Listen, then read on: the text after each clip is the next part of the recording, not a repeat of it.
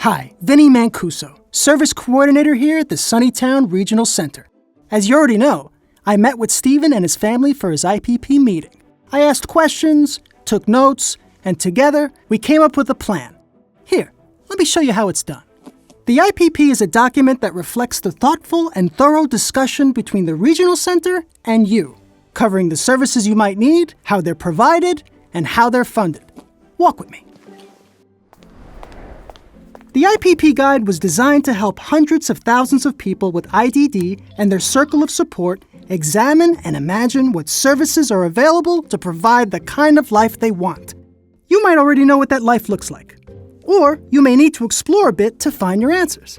Either way, it's up to us service coordinators to listen to your goals, write them down, and find ways to support them. And since there's a wide range of goals, they're organized into 12 essential life areas. Let's take a look at a few that were the most important to Stephen. Number 1, housing. Stephen wanted to live outside his family's house at a licensed residential home called Sunny Oaks. Lucky for him, Sunny Oaks had an opening, so I set up a tour. It's important for you to see a place before you commit to living there. Suffice it to say, it went well, and Stephen decided it was where he wanted to live. Yes! What's this look like on paper? We start with your desired outcome. Stephen wants his plan to be written from his perspective. So I filled it out like this. I want to live in my own place.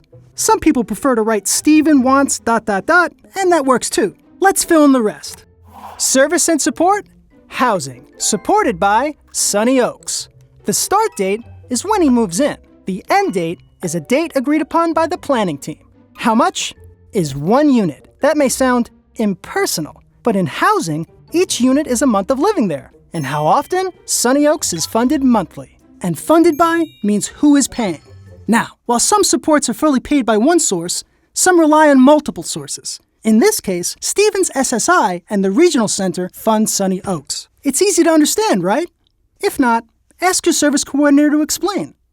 Up next, employment. Stephen's desired outcome is to be able to buy baseball tickets, make people smile, and definitely not landscaping. So I thought Stephen would want to work at the baseball stadium. Home run, right? Not necessarily. I made assumptions, and mistakes were made. You're out of here! So I asked more questions, really listened, and acted upon what I heard, rectifying said mistakes. And together, we found Stephen a new paid internship that he loves. That is one good-looking turtle. So back to filling out the agreement. Service and support is paid internship program, supported by Sunnytown Employment Services. Start date is the first day of training. End date is 1 year from the start date. How much? Our internships are funded by the hour. Stephen wanted to work part-time at the pet store, so we allotted him 30 hours a week. And the internship is funded by the Regional Center. This continues until all your chosen life areas are completed. And once that's done, we move on to the agreement section. Now, you could agree on all services, some services, or no services. Also, you could request a notice of action if you need to challenge a decision the Regional Center made to your services. Next, let's check off 3 important items. First, we'll confirm you received the statement of services and supports the Regional Center has funded for you over the last year. Second, we'll discuss information you and your circle of support shared about current or future IPP changes. And third, we'll set a date for our next IPP meeting. Your IPP is good for 3 years, and during that time, we will update it as needed, at least once a year, depending on your situation. Finito. Once you check those boxes, I'll walk you through some special programs and information about your rights. First up, self-direction. Self-direction is an opportunity to manage your own services and supports, and who provides them. Stephen chose traditional services. But if he wanted to manage his own services and hire his own staff, Stephen could have explored the self-determination program or participant-directed services.